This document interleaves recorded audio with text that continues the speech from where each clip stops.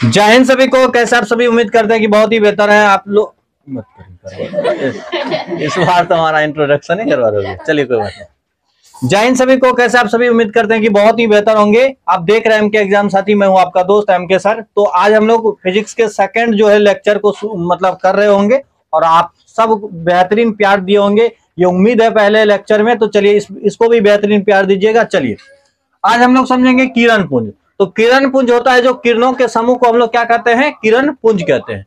तो भैया किरण पुंज मतलब किरणों, जब किरणों की क्या हो जाए? समूह हो जाए। बहुत सारे किरण एक साथ चलने लगे तो हम कहते हैं किरण पुंज। लेकिन हम जब भी प्रकाश को कहते हैं ना कि प्रकाश, तब बहुत सारे किरण को ही लेकर के चलता है। कोई भी लाइट देखिएगा ना, उससे ढेर सारे किरण निकलते हैं। ये नॉर्मली तो दिखेगा नहीं, जब धुआं हुआ होगा तो दिखेगा, क्योंकि प्रकाश अपना दिखता नहीं है। प्रकाश अदृश्य होता है, सदृश अदृश्य, लेकिन जिस पे पड़ता है वो दिखता है। आइए, आप प्रकाश किरण पुंज समझ गए। किरण पुंज के 3 प्रकार होते हैं। कितने प्रकार होते हैं? 3। एक होते हैं अभिसारी, और एक होते हैं अपसारी, और एक होते हैं समांतर। एक क्या होते हैं? समांतर। इतना समझिए इसमें कि अभिसारी में जमा होता है, अपसारी में फैलता है, और इसमें किरण क्या होता है? समांतर होता है। चलिए अब हम लोग समझते हैं दर्पण को। किसको समझते हैं जी? दर्पण को। भैया दर्पण को समझते हैं। तो दर्पण एकदम यहां पर इंपॉर्टेंट चीज है। दर्पण को समझना क्या है? दर्पण को समझना बहुत ही जरूरी है, क्योंकि इस चैप्टर में प्रकाश और दर्पण दो ही है जो इसकी बातचीत हमेशा होगी। तो दर्पण के बारे में क्या लिखना है? दर्पण को अपन मिरर भी कहते हैं। क्या बोलते हैं? मिरर। दर्पण को क्या कहते हैं? मिरर। इसी को आईना भी कहते हैं। इसी को आईना, ऐनक जो भी कह दे भाई, तो ये दर्पण हो गया। चलिए आइए, दर्पण के बारे में लिखना है। एक शीशा का टुकड़ा होता है। क्या होता है? शीशा का ऐसा टुकड़ा जिसका लिखना है, जिसका क्या होता हो? जिसका एक भाग कलाई किया होता है। कलाई माने समझ रहे हैं आप लोग? पेंट। अब ये वाला पेंट नहीं, अलता सा रंग भी शीशा बन जाएगा, यहाँ पे नहीं।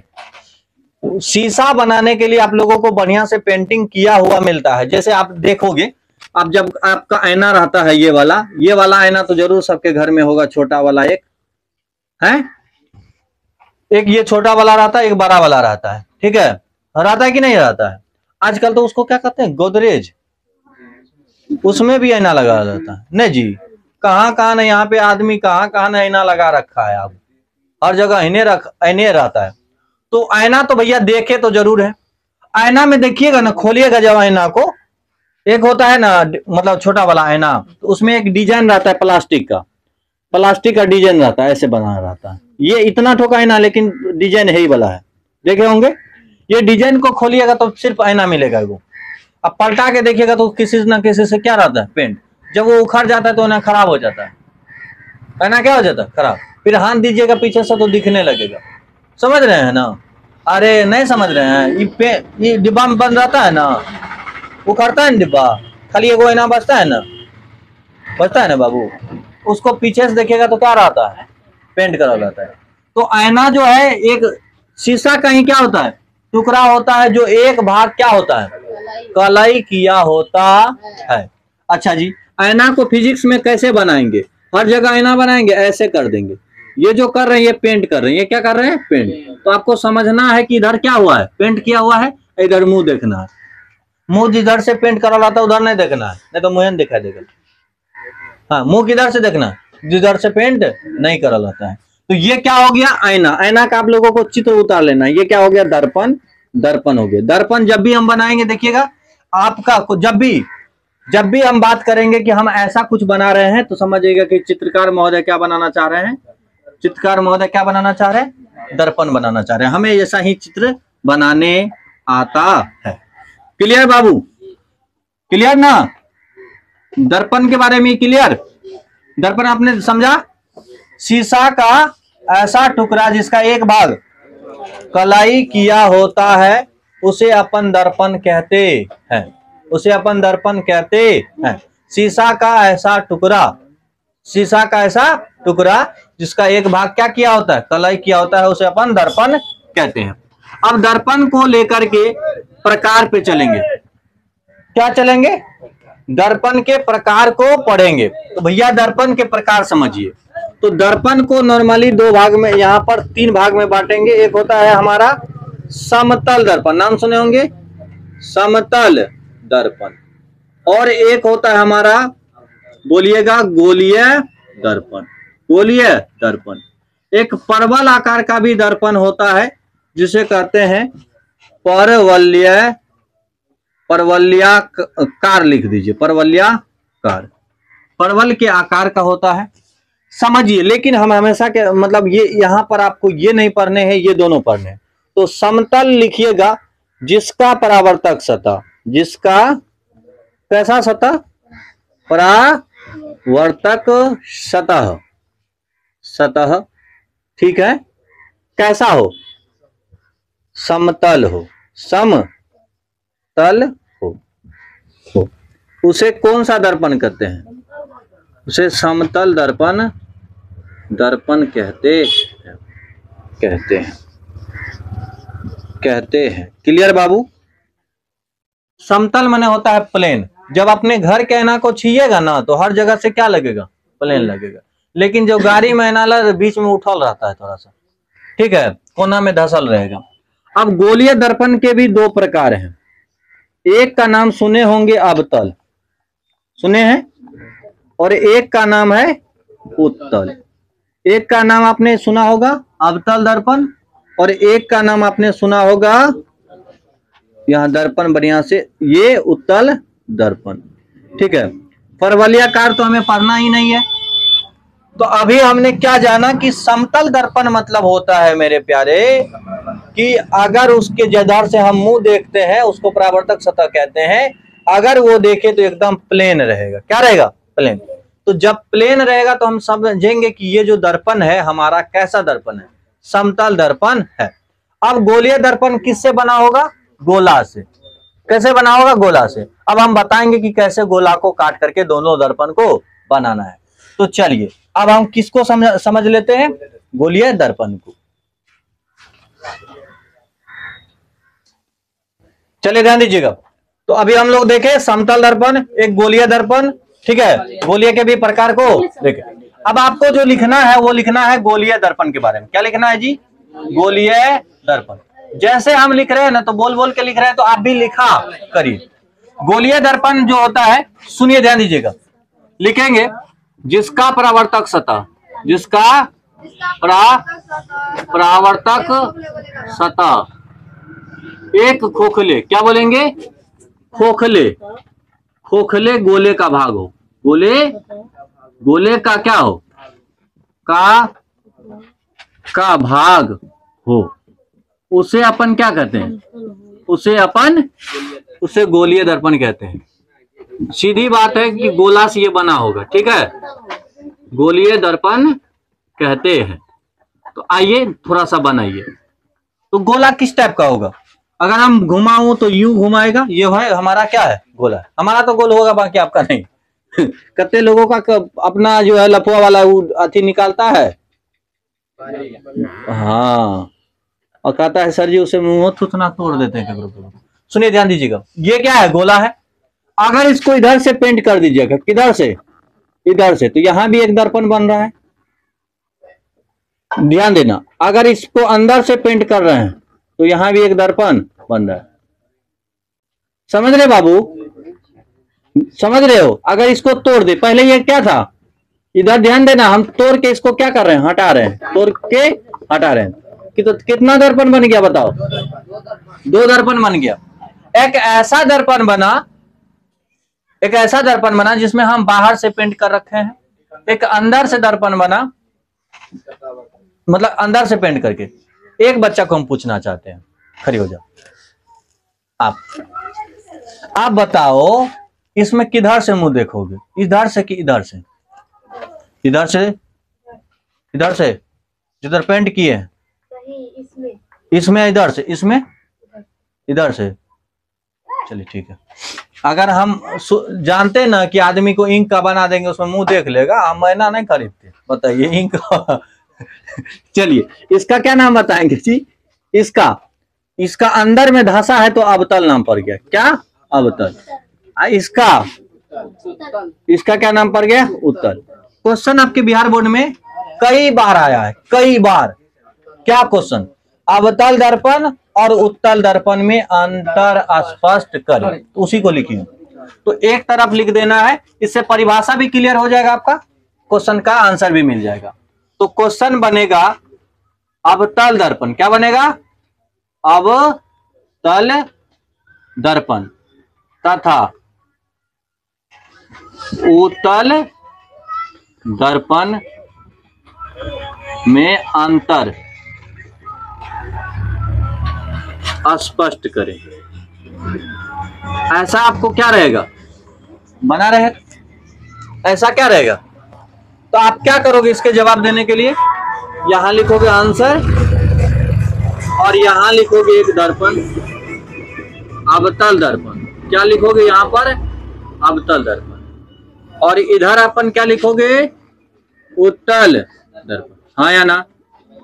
बताना कोई क्या क्या लिख सकते हैं। पहले तीर में क्या लिख सकते हैं? आप देख के बताओ। ये बीच में जो इसका परावर्तक सतह है वो धंसा है कि उठा है? जिसमें मुंह देखेंगे वो धंसा है। अवतल में बीच में धंसा रहता है, उत्तल में उठा रहता है। पहला यही लिखेंगे। लिखेंगे इसका परावर्तक सतह। क्या लिखेंगे? इसका परावर्तक सतह। बीच में क्या होता है? बीच में धंसा होता है। धंसा होता। इसमें अपन क्या लिखोगे? क्या लिखोगे?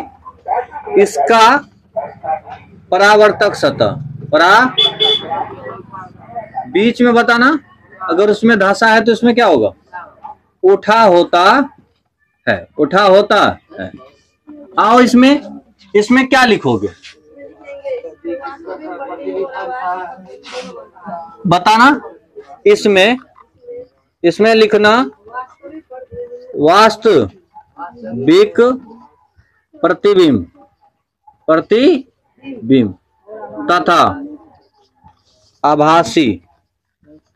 आभासी दोनों बनता है। नहीं रे, दोनों बनता है। इसमें क्या लिखोगे? इसमें सिर्फ, हाँ जी, इसमें सिर्फ क्या होगा? कोई कह रहा है काल्पनिक, कोई कह रहा है आभासी। आपको जानकारी के लिए बता दूं कि दोनों का इंग्लिश होता है वर्चुअल। मतलब तीनों चीजें की है। काल्पनिक हो जाए, आभासी हो जाए, अभी हमने जो बताया वर्चुअल, वो भी हो जाए। ठीक है? इसमें सिर्फ आभासी या आभासी को ही क्या बोलते हैं? काल्पनिक। कोई बच्चा दिक्कत में चला जाएगा। नहीं रे, काल्पनिक प्रतिबिंब बनता है। प्रतिबिंब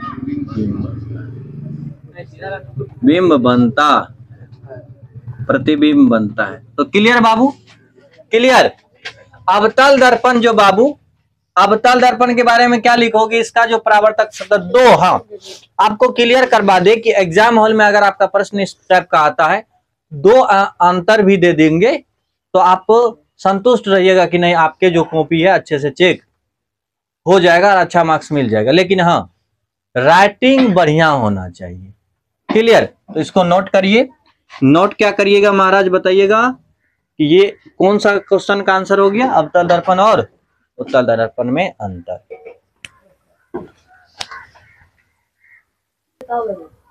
चलिए ध्यान दीजिएगा। अब हम लोग दर्पण को समझ चुके हैं। ठीक है?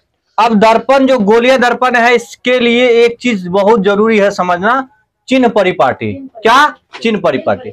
ये अगर आपका क्लियर हुआ तो बहुत सारा बात क्या हो जाएगा? क्लियर होगा। तो लिखना है गोलीय दर्पण, लिखते चलना है। गोलीय दर्पण के लिए कौन सी चीज? चिन्ह परिपाटी। चिन्ह परिपाटी। ध्यान दीजिएगा। तो जब भी हम बात करेंगे गोलीय दर्पण तो अब तैयार हो जाइए कि आपका फिगर कुछ इस तरीके का बन जाना चाहिए। आपके पास फिगर किस तरीके का हो जाना चाहिए, इस टाइप का। मेरा तो पूरा इस बार अंडा बन गया यार, गोल होने चाहिए इस टाइप का, ठीक है। दर्पण का मतलब कैसा होना चाहिए आपका, गोल होने चाहिए। समझ रहे हैं कुछ? चलिए, तो गोल दर्पण में इस तरीके से ये दर्पण बना होगा गोल, ठीक है। ध्यान दीजिएगा, अगर हम इससे एक दर्पण बनाना चाहे तो या तो यहां बना सकते हैं या तो यहां बना सकते हैं। अगर यहां बनाना चाहे तो अब आपका दिमाग क्लियर पता कर रहा होगा कि कौन सा दर्पण बना, कौन दर्पण। अब तक इधर हम काट दें, इधर हम काट दें बाबू, तो ये हो गया गोलीय दर्पण। ये क्या हो गया, गोलीय दर्पण। गोलीय दर्पण में जो है यहाँ पर कुछ कुछ चीज चिन्ह परिपाटी भी समझिए, चिन्ह परिपाटी में समझिए। यहाँ पर ये जो दर्पण से रिलेटेड चिन्ह परिपाटी तो आपको पढ़ा ही देंगे, लेकिन चिन्ह परिपाटी से पहले एक चीज पढ़ा देते हैं। पूछिए क्या, दर्पण में क्या कौन चीज कहलाता है।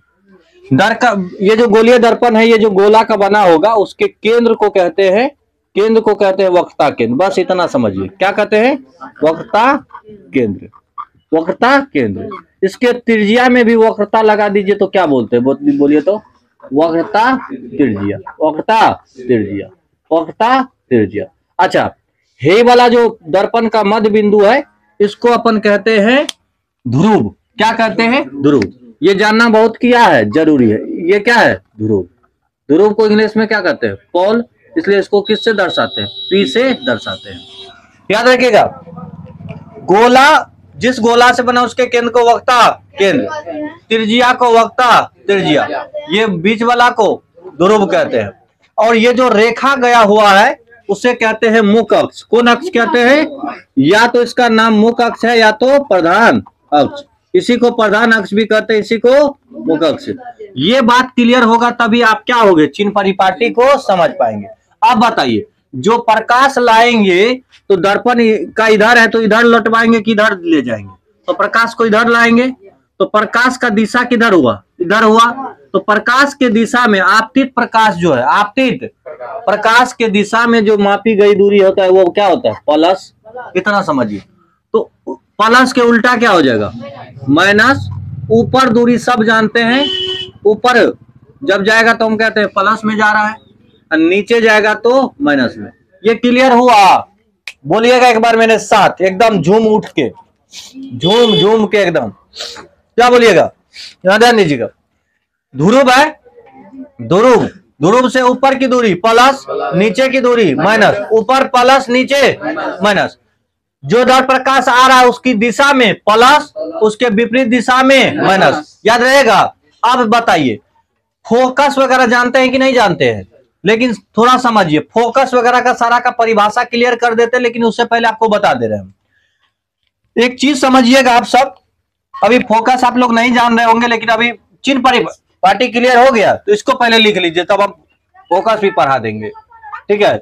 इसको लिखिएगा, आपतित। क्या लिखेगा, आपतित। लिखते चलिएगा, आपतित किरण, आपतित किरण की दिशा, की दिशा में मापी गई दूरी, मापी गई दूरी, दूरी या दूरियां लिख दे। दूरियां क्या होती है, प्लस की माइनस। अब प्लस को एक शब्द से नवाजा जाता है, धनात्मक, धनात्मक होती है। क्लियर, कैसी होती है, धनात्मक। क्या बोलना है, धनात्मक होती है। उसके बाद क्या लिखना है जी, आपतित किरण के विपरीत दिशा में। ये हम नहीं लिखेंगे, ये आप सब लिख लेना, लिख लेना। आपतित किरण की विपरीत दिशा में मापी गई दूरी, धनात्मक के जगह ऋणात्मक। अब लिखना है दूसरा, ध्रुव से ऊपर, ध्रुव से ऊपर, शॉर्ट में लिख दे, ऊपर। ऊपर क्या हो जाएगा, प्लस यानी कि धनात्मक, और नीचे क्या होगा, माइनस यानी कि ऋणात्मक। अब समझते हैं फोकस। अब क्या समझते हैं, फोकस। तो आप दर्पण में मुख अक्ष समझ रहे हैं। अगर कोई किरण ऐसा हो, ये दर्पण है, नाम आप बताते चलना कौन सा दर्पण है। कभी कभी नाम पूछे तो बताते चलना कौन सा दर्पण है, अवतल है।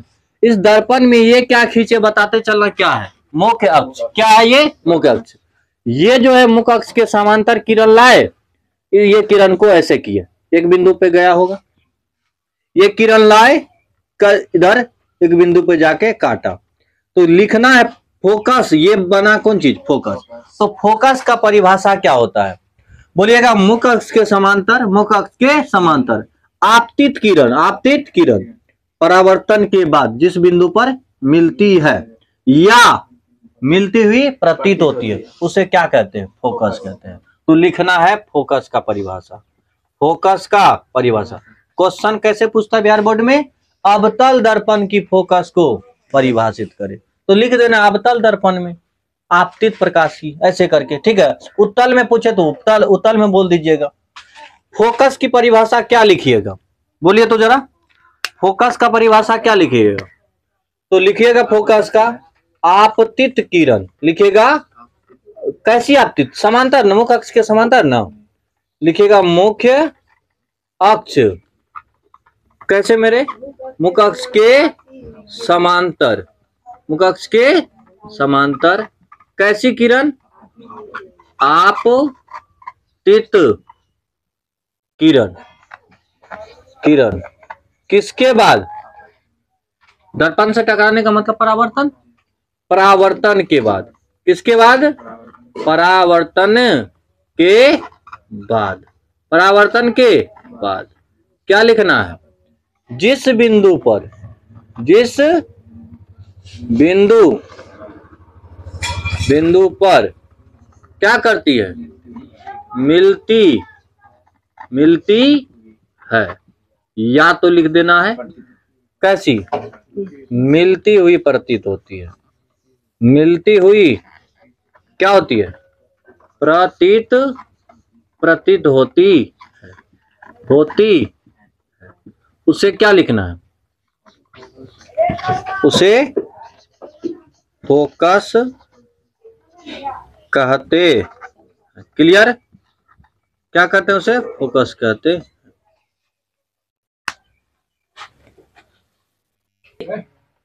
चलिए ध्यान दीजिएगा, अब हम सब क्या मतलब समझ गए, फोकस समझ गए। एक शब्द सुने होंगे फोकस दूरी, सुने है ना, देखिए कितना आसान चीज को भारी लोग बना रहे हैं। फोकस दूरी यानी कि फोकस से लेके ध्रुव तक की दूरी को क्या कहते हैं, फोकस दूरी। इसी बात को आप लिख दीजिएगा, क्या ये क्या है आपका ध्रुव है, ये यहाँ पर एफ बनाए तो क्या हुआ, फोकस। इतना दूर का दूरी है वाला देख रहे हैं, ये वाला दूरी क्या कहलाता है, तो लिख देना है ध्रुव तथा फोकस के बीच की दूरी को, क्लियर। फोकस दूरी के बारे में आप क्या लिखेंगे, फोकस दूरी के बारे में आप क्या लिखेंगे, फोकस दूरी को किससे दर्शाएंगे, छोटी एफ से, किससे, छोटी एफ से। कहां से कहां तक की दूरी, ध्रुव से एफ तक की दूरी को क्या कहते हैं। और हमेशा याद रखिएगा जो भी दूरी नापेंगे वो कहां से नापेंगे, ध्रुव से ही। या ऐसे नहीं बोल दीजिएगा फोकस है, ये इधर से नापेंगे दूरी, किधर से नापते हैं दूरी, जैसे ये वाला मैथ में पढ़ते हैं ना मूल बिंदु, यही से ना मापते हैं, तो यही चीज होती है यहाँ पर कि क्या किससे मापेंगे बाबू, ध्रुव से दूरी मापेंगे। तो ध्रुव से फोकस के बीच की दूरी को क्या कहते हैं, फोकस दूरी कहते हैं, क्लियर। फोकस दूरी को किससे दर्शाते हैं, एफ से दर्शाते हैं। अब जो हम इस क्लास में करने जा रहे हैं वो बहुत ही इंपॉर्टेंट हो जाता है और उसका नाम है फोकस दूरी तथा वक्रता त्रिज्या में संबंध। सुने होंगे एक क्वेश्चन आता है एफ बराबर r/2, उसको हम प्रूफ करेंगे और बहुत मस्ती से क्या करेंगे, प्रूफ करेंगे। तो ध्यान दीजिएगा, इस चीज को प्रूफ करने के लिए आपके पास पेशेंस होना चाहिए। क्या लिखिएगा, लिखिएगा फोकस दूरी, क्वेश्चन आपके से बनेगा फोकस दूरी, क्या बनेगा जी, फोकस दूरी तथा कौन सी त्रिज्या, वक्रता त्रिज्या में क्या करे संबंध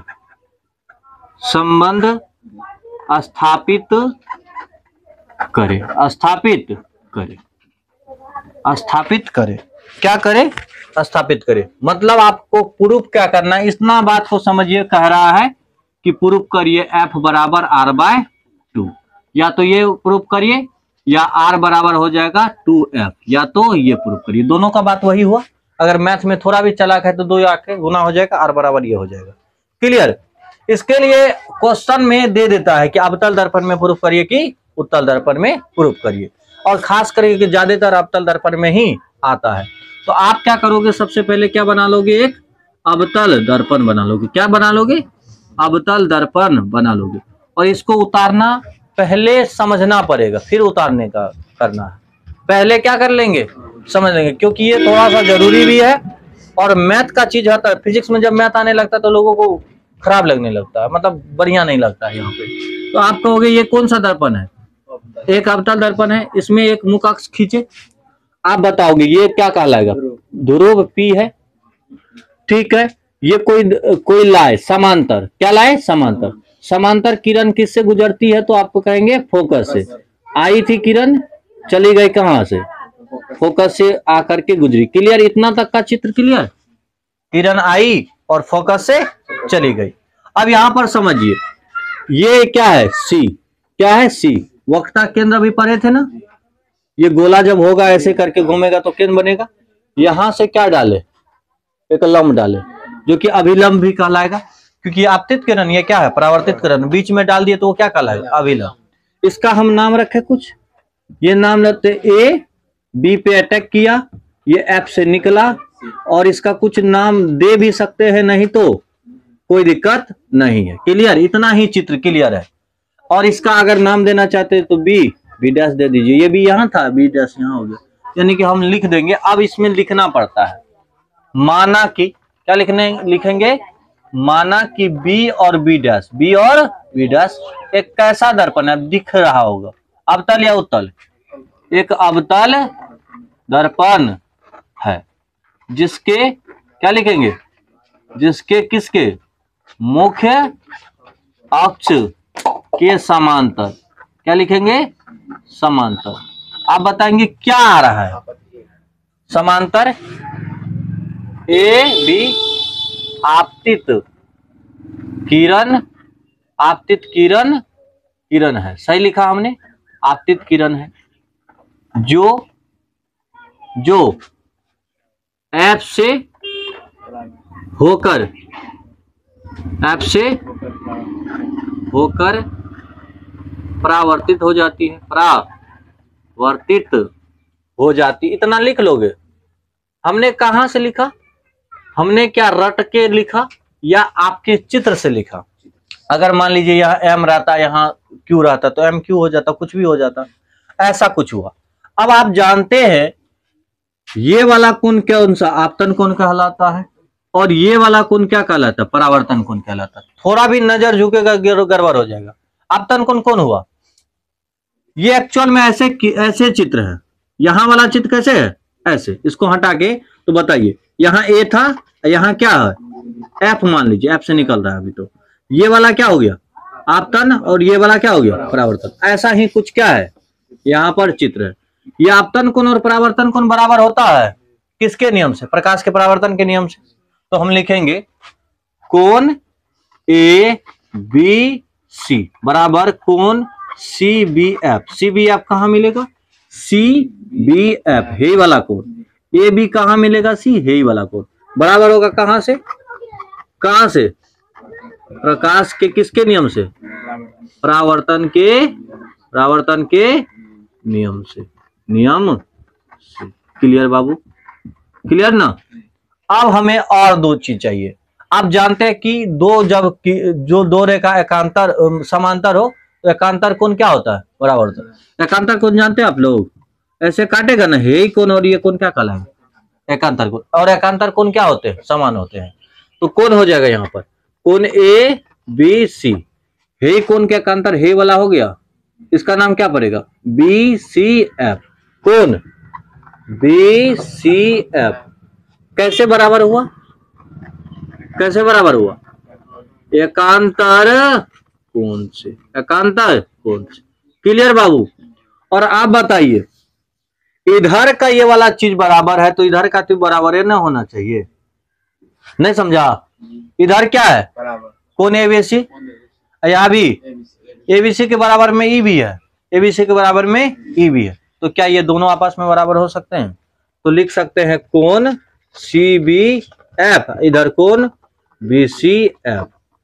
ये क्या लिख दिया आपको नहीं समझ में आया? थोड़ा सा जाके देखिए, बी बीच वाला, बी है कोण और सी बीच में है तो BCF है कोण, दोनों क्या हो गया?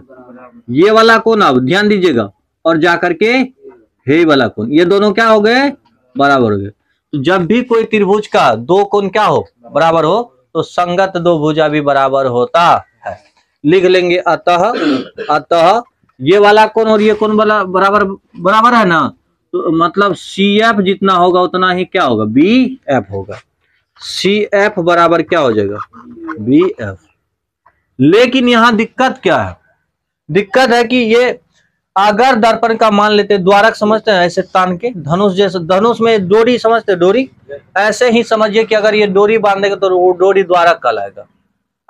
सोचिए धनुष एकदम सीधा है तो डोरी भी उतने ठोका होगा जितना ठोका धनुष। कभी कभी आपका धनुष बनाते होंगे ना बच्चा में, धनुष सीधा हो जाता होगा, तो डोरी बराबर हो जाता है कि नहीं बराबर हो जाता?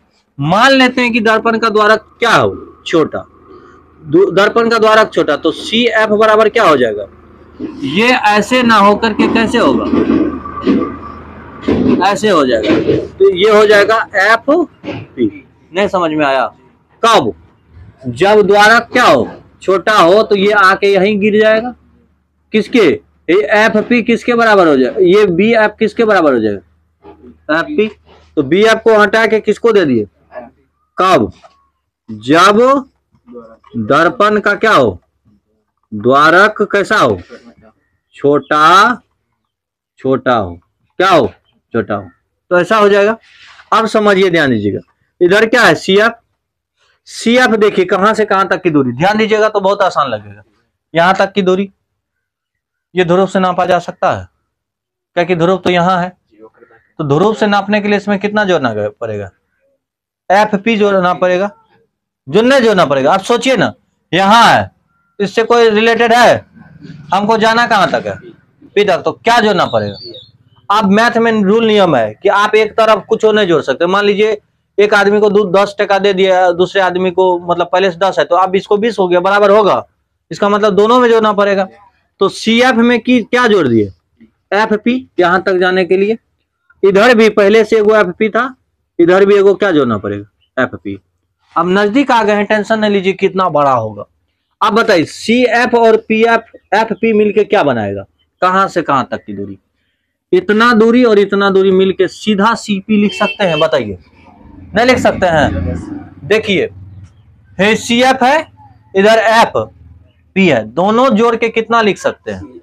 CP। दोनों जोड़ के कितना लिख सकते हैं? CP। इधर एगो कितना हो गया? 2 FP।